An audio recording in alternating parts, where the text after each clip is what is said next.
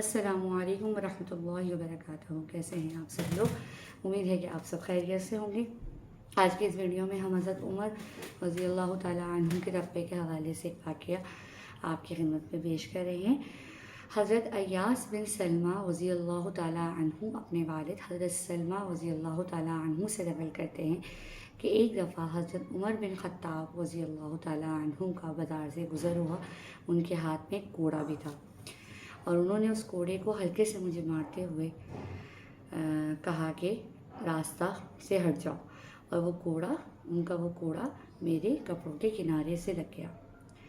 ایک سال بعد جب ان سے ملاقات ہوئی تو حضرت عمر رضی اللہ تعالیٰ عنہ نے حضرت سلمہ سے کہا، اے سلمہ، کیا تمہارا اس سال حج کا ارادہ ہے؟ انہوں نے کہا جی ہاں۔ تو حضرت عمر رضی اللہ تعالیٰ عنہ انہیں اپنے گھر لے گئے اور انہیں 600 درہم دیتے ہوئے کہا کہ اسے اپنے حج کے کام میں لے آنا، اور یہ اس ہلکے سے کوڑے کے بدلے ہے جو میں نے تمہیں مارا تھا۔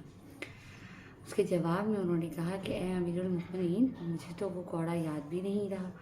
تو حضرت عمر رضی اللہ تعالیٰ عنہ نے کہا کہ مجھے تو یاد رہا اور سارا سال کھٹکتا رہا۔ سبحان اللہ۔ تو ان کے تقوی کا اور اللہ تعالیٰ سے ڈر کا آپ حال دیکھیے۔ حوالہ حیات الصحابہ جلد نمبر 2 صفحہ نمبر 145 ہے۔ اس واقعے سے ہم حقوق العباد کی اہمیت کو بخوبی سمجھ سکتے ہیں کہ جو ہے وہ ہمارے صحابہ کرام اور ہمارے امیر المؤمنین کو جو ہے وہ تک جو ہے وہ اللہ تعالیٰ کا اتنا خوف تھا کہ اگر وہ اس بندے کی دل آزاری ہوگی تو اللہ تعالیٰ آپ سے جو ہے اس کے بارے میں پوچھ گچھ کریں گے۔ اور ہم لوگ جو ہے وہ بہت سارے لوگ ہم میں سے ایسے ہیں جو روزمرہ اور کے معاملات میں ہماری گفتگو کے دوران ہماری کسی بھی عمل سے کسی کی دل آزاری ہو جاتی ہے تو جو ہے وہ، اور بعض اوقات تو بعض لوگ ایسے ہوتے ہیں کہ جو اپنی کسی بات کا بدلہ لینے کے لیے، اپنی کسی بات کا غصہ نکالنے کے لیے بھی انٹینشنلی ہی ایسے ہی کرتے ہیں کہ جو ہے وہ دوسرے کو تکلیف پہنچے۔ تو یہ بات یاد رکھیے کہ اللہ تعالیٰ حقوق العباد کبھی معاف نہیں کریں گے جب تک ان کا بندہ وہ اپنا وہ معاف نہ کر دے۔